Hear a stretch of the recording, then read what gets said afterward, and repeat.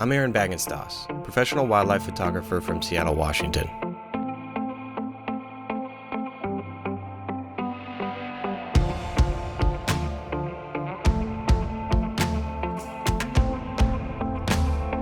Over the last 10 years, I've led hundreds of photography tours around the world.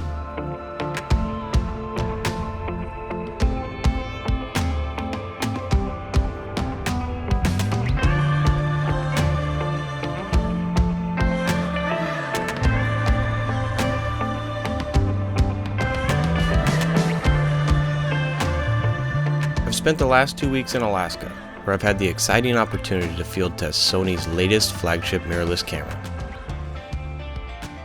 The A9 is an absolute powerhouse.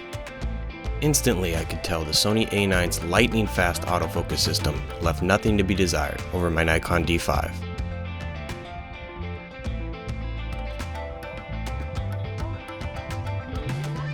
This camera comes ready to capture action of even the fastest moving subjects. The image quality, dynamic range, and ISO performance are also on par with my Nikon D5.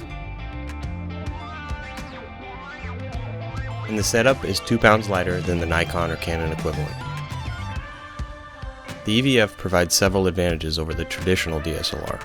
What I see is what I get, making difficult scenes more easy to expose. It also improves image review in the field. Until I used this camera, I was unaware of how my Nikon produces so many vibrations and black flashes between frames.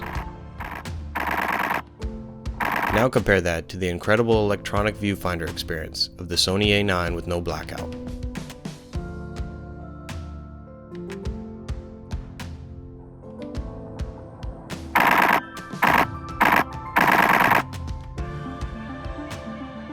So what's the downside?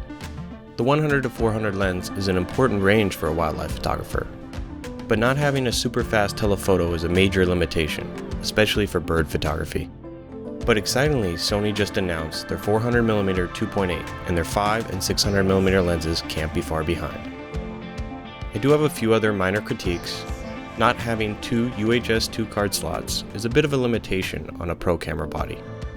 And although the buffer is best in class, I wish I could access menus or switch to record a video while the buffer is writing. Although I personally didn't have any problems, it appears from the reviews online the weather sealing could be improved. After shooting with this camera, there's no doubt in my mind that mirrorless cameras now have the features that so many photographers have desired, with very few trade-offs. It's important to keep in mind that Nikon and Canon will be announcing their full-frame mirrorless cameras soon. But the question is, has Sony's 3-generation head start given them too much of an advantage? And on a first-generation product, can Nikon and Canon deliver? I'll be comparing all of these cameras soon, but until then, I'm excited to take this camera alongside my Nikon on my travels around the world. If you'd like to download the raw images from this review, please visit aaronstours.com/Sony A9 review.